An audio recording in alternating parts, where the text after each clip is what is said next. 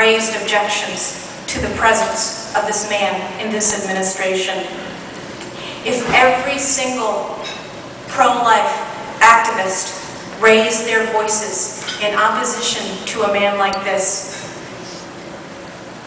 imagine the hope and change that might result. In my book, I write a lot about the Tsar explosion and this orchestrated, calculated circumvention of the Senate advice and consent rule by the Obama administration, which has now installed more czars than the Romanov dynasty had. John Holdren is an exception to this rule, of course. He was able to get through the Senate confirmation process, and I hold accountable many of the Senate Republicans who were either too blind, deaf, or dumb to see what was happening right in front of their eyes. And there they did have a chance to do something about it, and they didn't. But these things still can be undone. Mistakes can be undone. And we've seen that when the power of sunlight, which, as Justice Brandeis said, is the best disinfectant, is used, and when the American people DIY, do it for themselves because their lapdogs and the mainstream media won't do it, we can effect change. And this certainly happened with Van Jones, the Green Job Czar, an avowed, declared radical Marxist from the San Francisco Bay Area, who was forced out of his job thanks to sunlight, thanks to alternative media, thanks to Christian radio, Christian TV, conservative talk radio, and news sources that have been deemed not news by the White House Communications Office.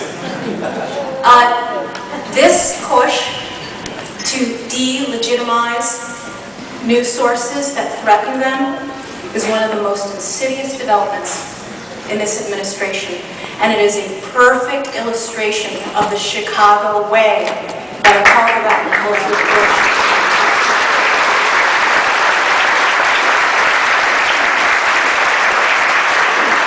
What makes the current administration, what distinguishes it from past liberal administrations, is this very toxic alliance between the radical left, the hardcore Marxists, and the Chicago politicos, the Rahm Emanuels who know how to crack heads and crack knuckles and get things done. And of course we all know Rahm Emanuel's MO.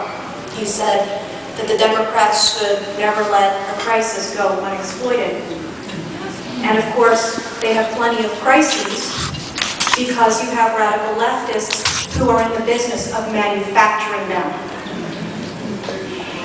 And it is each and every one of our jobs to illuminate the people who are manufacturing these crises and the people who are benefiting. I met Teresa Rea just a few moments ago. Where are you, Teresa? This is the grandmother, and I'm sure you already know this, but I just learned this tonight, and I'm so pleased to meet you. The grandmother of Hannah Giles. Does everyone know who she is?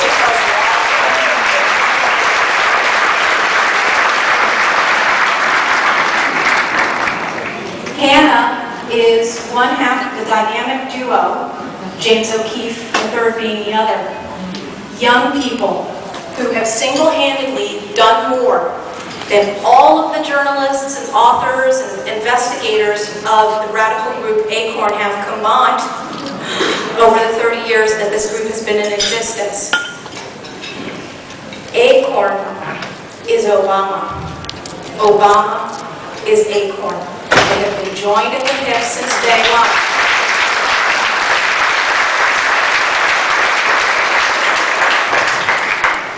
As my friend Chris Kobach, who was a former Bush administration official, he was part of the Justice Department effort to design Homeland Security problems after 9/11, has said, Acorn is a criminal enterprise. And Acorn is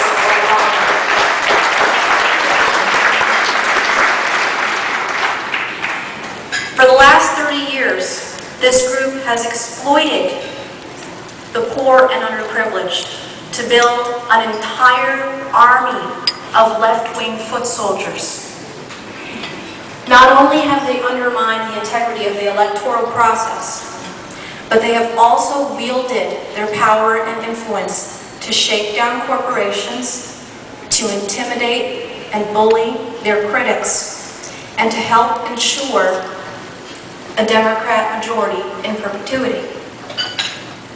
Unfortunately, there have been many unwitting allies of this group, people who didn't realize what they were getting themselves into and entangling themselves with this group.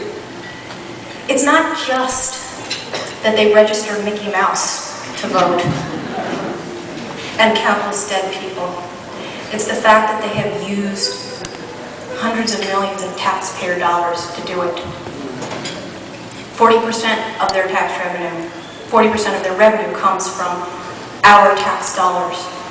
Now, after the heroic Hannah Giles and James O'Keefe went undercover and exposed this criminal racket, after the YouTube videos were shown across the country and around the world for that matter, both houses of Congress voted to defund ACORN.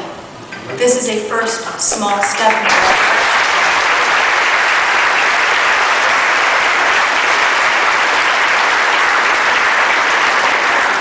Many of the nonprofit groups that had been shoveling money to ACORN finally woke up too.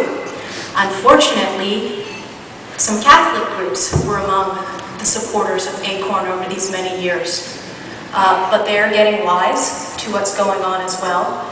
The funding ban was extended by a continuing resolution just a couple of weeks ago that will last until the end of the year. At the end of December, the question will be, now what? It's not just the need to cut off future funding. There also must be a very concerted and vigilant effort to figure out what happened with all of the money that has come into their coffers beforehand.